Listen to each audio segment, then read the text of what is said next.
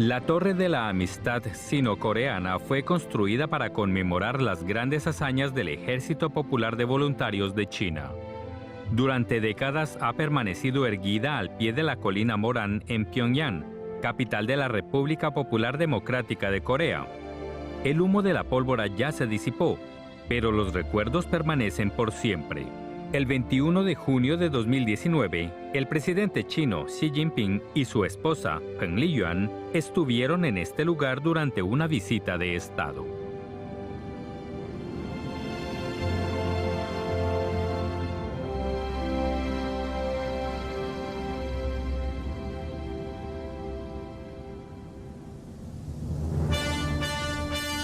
«抗美援朝战争伟大胜利再次证明，没有任何一支政治力量能像中国共产党这样，为了民族复兴、人民幸福，不惜流血牺牲，不懈努力奋斗，团结凝聚亿万群众，不断走向胜利。»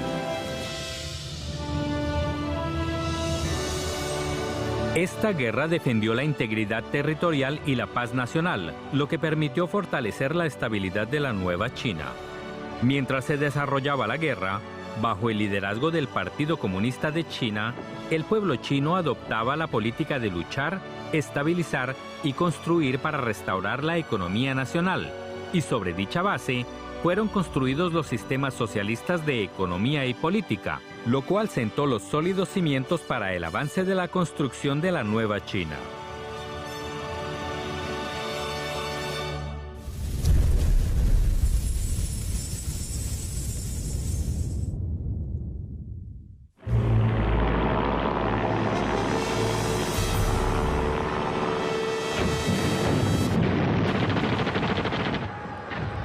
El 25 de junio de 1950 estalló la Guerra Civil de Corea. El gobierno estadounidense tomó inmediatamente la decisión de una intervención armada y envió a la Séptima Flota a invadir el estrecho de Taiwán para obstruir la reunificación de China. A principios de octubre, el ejército estadounidense ignoró las repetidas advertencias del gobierno chino y cruzó flagrantemente el paralelo 38 para llevar las llamas de la guerra hasta la frontera entre China y Corea, amenazando directamente la seguridad nacional de la nueva China. En el momento más crítico, el Partido de los Trabajadores de Corea y el gobierno coreano pidieron a China que enviara tropas de apoyo. Con la extrema disparidad entre las fuerzas que participaban en la guerra, si China enviaba tropas, ¿habría posibilidades de ganar? ¿Tal decisión traería problemas para su propio desarrollo económico? Después de una cuidadosa discusión, el Buró Político del Comité Central del Partido Comunista de China tomó la histórica decisión de resistir la agresión estadounidense en asistencia a Corea para defender la patria. El 8 de octubre, Mao Zedong emitió la orden para formar el Ejército Popular de Voluntarios de China, con Peng Dehuai como comandante en jefe y comisario político.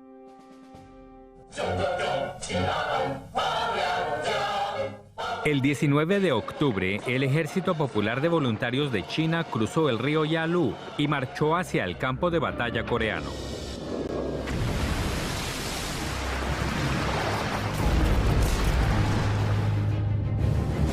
El ejército de voluntarios cooperó estrechamente con los soldados y civiles coreanos y libró varias batallas en Yansudong, Unsan, río Chongchon y río Chosin.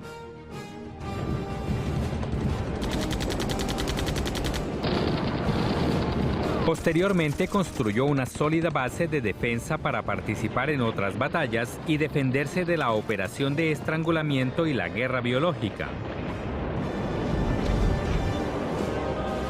Derramó sangre en Shangangling, creando la leyenda de una lucha férrea y heroica.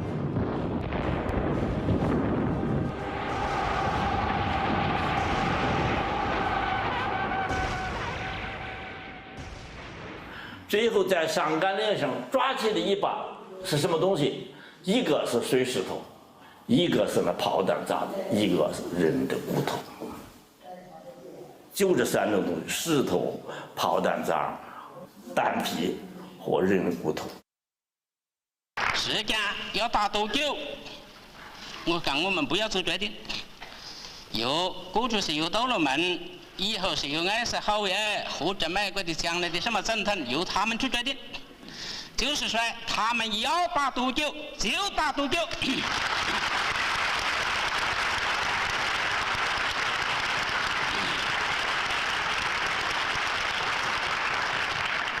一直打到环境胜利。 Fue un momento en el que todo el pueblo compartía la misma ira. En todo el país, oleadas de personas buscaban unirse al Ejército Popular de Voluntarios. Miles de compatriotas acudieron al campo de batalla coreano con la moral en alto. Las fábricas son campos de batalla y las máquinas son armas. El pueblo se lanzó de lleno a una campaña para aumentar la producción, practicar la austeridad y fortalecer el patriotismo.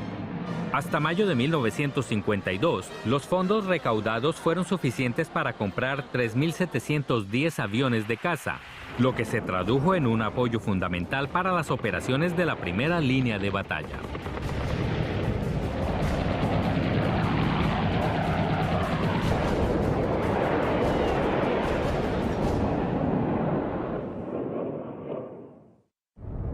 Después de sufrir una derrota sin precedentes, el Comando de las Naciones Unidas, encabezado por Estados Unidos, tuvo que firmar el Acuerdo de Armisticio de Corea el 27 de julio de 1953.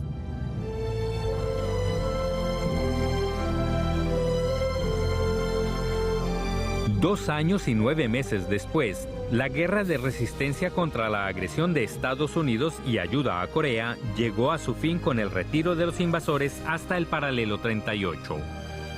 Fue una victoria de la paz, una victoria de la justicia y una victoria del pueblo. 他宪兵的证明，西方侵略者以100年呢，只要在东方一个海岸上架起几层大炮，就可保证一个国家的势大，西去不复返了。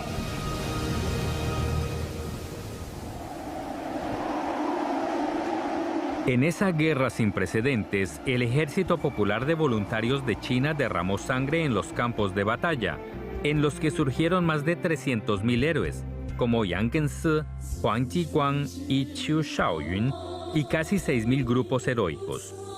Más de 197.000 personas entregaron sus vidas heroicamente, entre ellas Mao Anying, hijo de Mao Zedong. A partir de entonces, la expresión «la gente más querida» se convirtió en un término exclusivo para describir al Ejército Popular.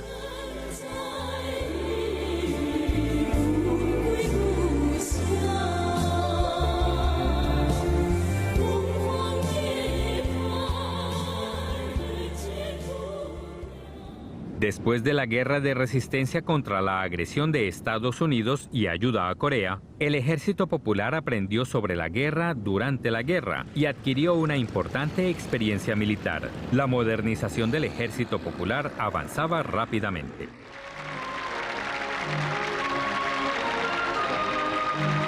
9月27日下午5点，在北京怀仁堂隆重举行中华人民共和国主席 授予中国人民解放军军官以中华人民共和国元帅军衔，及授予中国人民解放军在中国人民革命战争时期有功人员勋章典礼。靠股民众在一个共同目标之下一致努力，特别是在他们协同中国中啊，各自发挥自己的长处。我们的 先来一个反面军的反射击，把这个敌人先解决。 En los años 50, el Ejército Popular de Liberación logró importantes avances en la revolución, modernización y regularización, y gradualmente realizó la transición de una sola rama militar a un ejército combinado de varias ramas. el Ejército Popular apareció en público con un estilo completamente nuevo.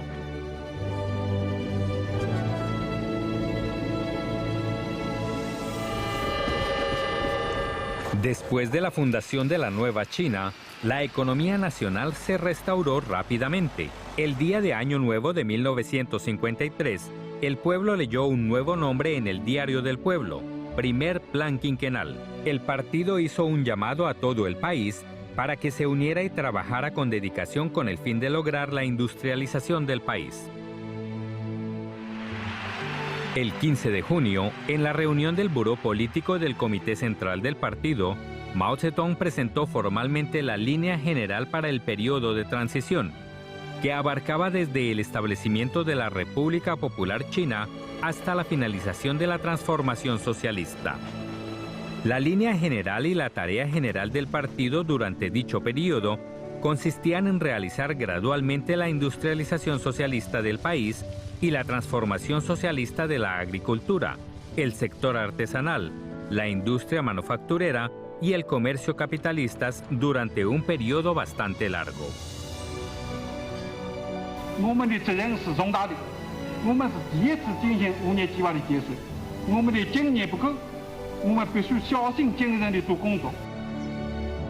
La industrialización es un requisito ineludible para la independencia y la prosperidad de un país.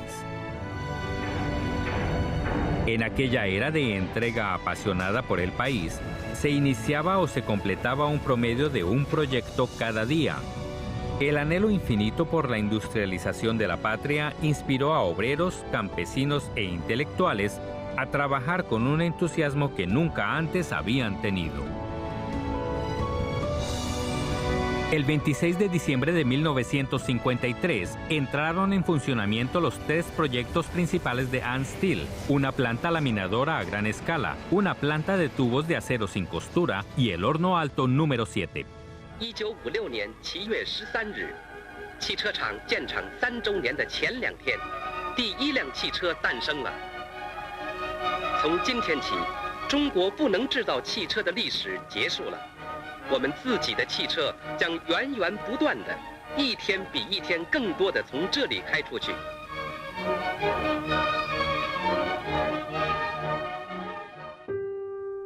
El primer plan quinquenal se centró en 156 proyectos diseñados y construidos con la ayuda de la Unión Soviética y priorizó el desarrollo de la industria pesada. En pocos años, automóviles, tractores, aviones, relojes, televisores, productos de todos los tipos empezaron a brotar de las factorías chinas.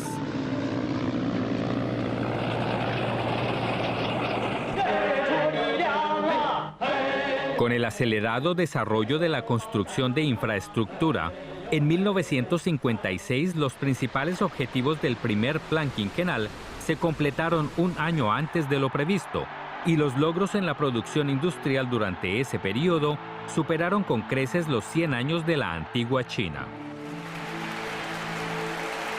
A finales de la primavera de 1956, se celebró en Beijing la Conferencia Nacional de Representantes de Productores Avanzados, a la que asistieron más de 5.500 representantes.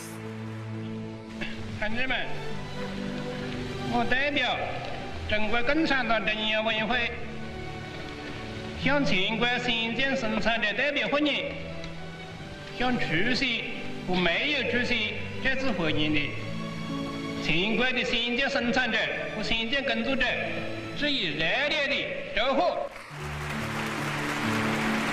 En la construcción de la Nueva China participaron numerosos trabajadores modelo y representantes destacados en todos los ámbitos de la sociedad. Muchos amigos internacionales contribuyeron con su experiencia y sabiduría a la construcción de la Nueva China. Todo el pueblo chino se sentía realizado, lleno de confianza en el Partido Comunista de China y orgulloso por la Nueva China. De acuerdo con la línea general del periodo de transición, la transformación socialista de la agricultura, el sector artesanal, la industria manufacturera y el comercio capitalistas también se llevó a cabo en todo el país. La agricultura es la base de la economía nacional. Con el comienzo de la construcción económica a gran escala, la contradicción entre la oferta y la demanda nacional de cereales se volvió cada vez más grave. La clave para resolverla era aumentar la producción a la brevedad posible. El Comité Central del partido sostenía que se debían adoptar todos los métodos posibles para aumentar la producción, pero el método más eficaz era la cooperación. Entonces, el partido guiaba a los agricultores a establecer grupos de ayuda mutua, cooperativas primarias y posteriormente cooperativas avanzadas para embarcarse en el camino de la cooperación. A finales de 1956, el número de cooperativas avanzadas de producción agrícola había aumentado a 540,000, lo que representaba el 87,8% del total de los agricultores. Al mismo tiempo, el partido inició la transformación socialista de la industria artesanal. A finales de 1956, la industria artesanal nacional básicamente había completado la transformación de la economía individual a la economía colectiva, de la cual habían entrado a formar parte numerosas marcas tradicionales. Mao Zedong dijo: "No debemos abandonar muchas cosas buenas de la industria manufacturera. No debemos abandonar las marcas de cuchillos y tijeras Wang Matsu y Chan Xiaochuan ni en 10,000 años". El Estado adoptó una política de compra y redención negociadas para la transformación socialista de la industria y el comercio capitalistas. 身心联纺织印染厂总管理处总经理荣毅仁带领上海市工商界的报喜队进来了。 En 1954, a la edad de 38 años, Rong Yiren propuso por primera vez al gobierno municipal de Shanghai implementar una asociación público-privada en su industria. A finales de 1956, se completó básicamente la conformación de la asociación público-privada de la industria y el comercio capitalistas en todo el país. 第一个节目，北京市少年之家 友谊合唱队演唱，我们为你们歌唱。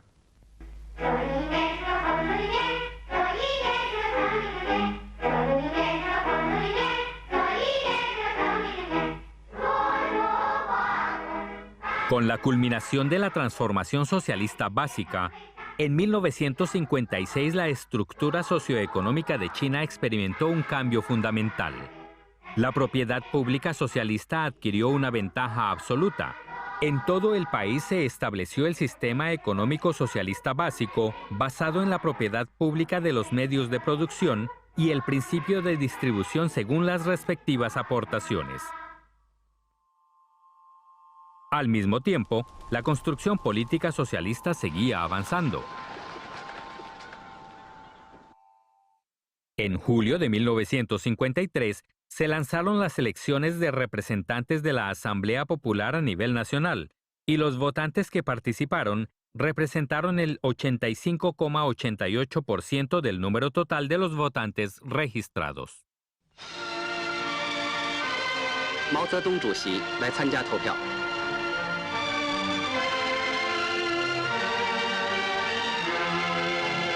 和毛主席在一起投票的还有朱德副主席、刘少奇副主席、周恩来总理。 Cerca de 300 millones de personas participaron en dichas elecciones y depositaron sus votos solemnemente. El pueblo se convirtió en el dueño de su país.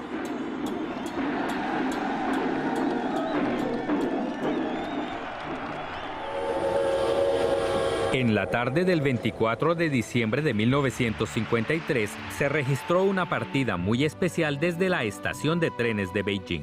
Mao Zedong inició un viaje hacia Hangzhou a la cabeza del equipo de redacción de la Constitución. Mao pasó su cumpleaños número 60 en el tren. Durante los 77 días que estuvo en Hangzhou, él y el equipo se concentraron en la redacción de la Constitución de la República Popular China, un evento trascendental que sentaría las bases para la construcción del nuevo sistema legal del país.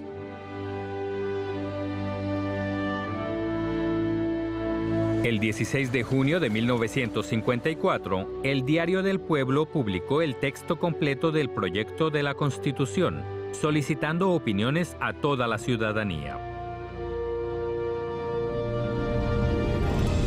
El 15 de septiembre de 1954 se inauguró la esperada primera sesión de la primera Asamblea Popular Nacional en el Salón Huairen de Zhongnanhai, en Beijing.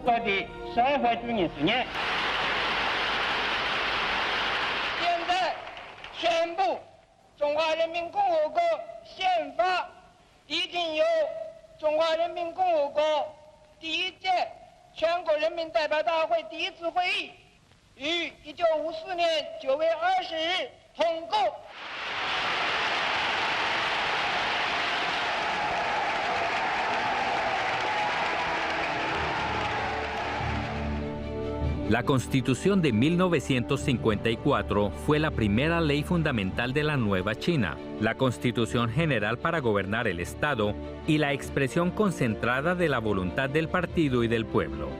Tomó el socialismo y la democracia popular como principios básicos, determinó el sistema estatal y el sistema de gobierno adecuados para las condiciones nacionales de China y estipuló en detalle los derechos y deberes básicos de los ciudadanos.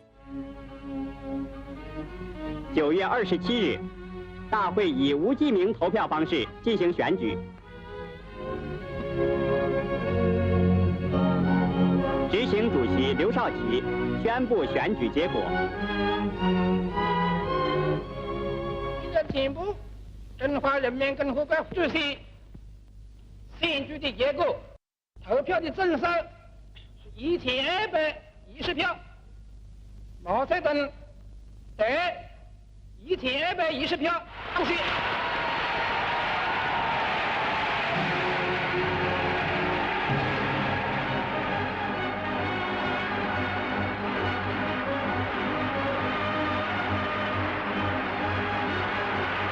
En esa sesión plenaria, Mao Zedong fue elegido presidente de la República Popular China, Zhu De vicepresidente y Liu Shaoqi presidente del Comité Permanente de la Asamblea Popular Nacional. De acuerdo con la nominación de Mao Zedong, se decidió que Zhou Enlai asumiría el cargo de primer ministro del Consejo de Estado. En diciembre de 1954, la Conferencia Consultiva Política del Pueblo Chino celebró la primera reunión de su segundo Comité Nacional y aprobó la Carta de la Conferencia Consultiva Política del Pueblo Chino, afirmando el carácter imprescindible de la Conferencia Consultiva Política del Pueblo Chino como la organización del Frente Unido Democrático Popular. Después de la promulgación de la Constitución de la República Popular China, el sistema de autonomía regional étnica se aplicó plenamente como política nacional básica y sistema político básico, y se formó gradualmente el sistema de regiones étnicas de conformidad con las disposiciones de la Carta Magna.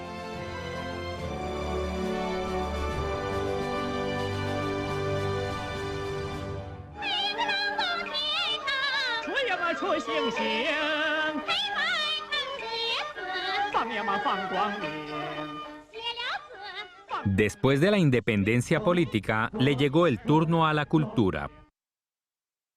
Muchos analfabetas de la antigua China comenzaron por fin a tener acceso a nuevos conocimientos.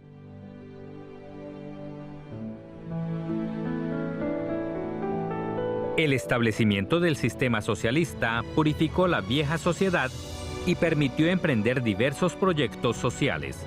La mentalidad de las masas se renovó y la vida de las personas comenzó a mejorar.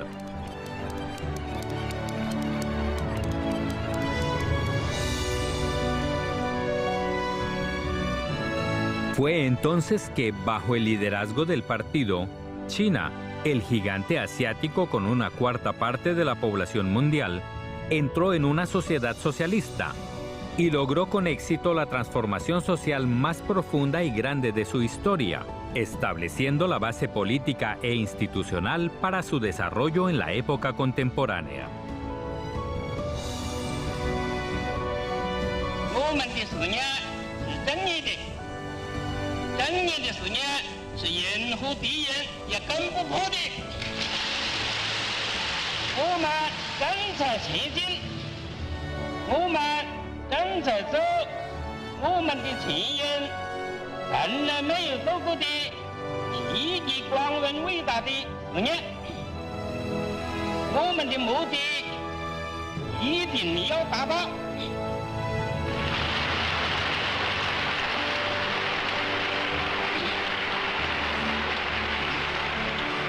我们的目的一定能够达到。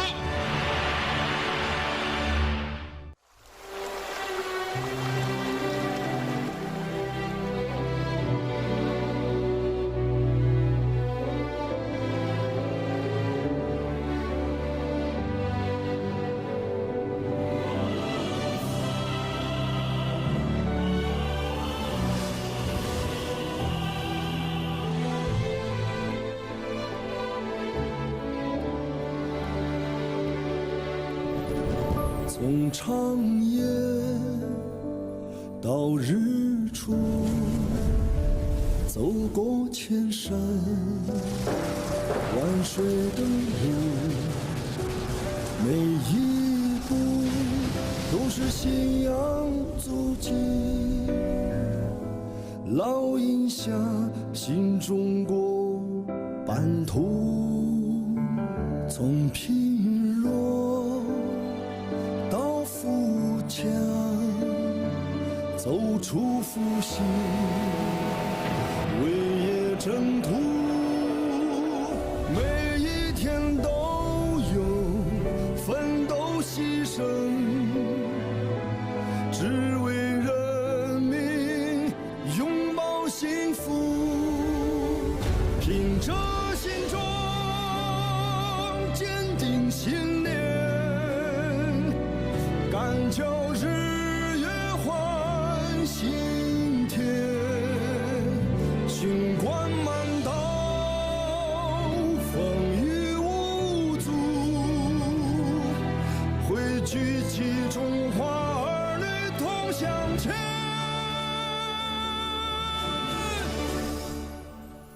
从贫弱到富强。 走出复兴，为业征途，每一天都有奋斗牺牲。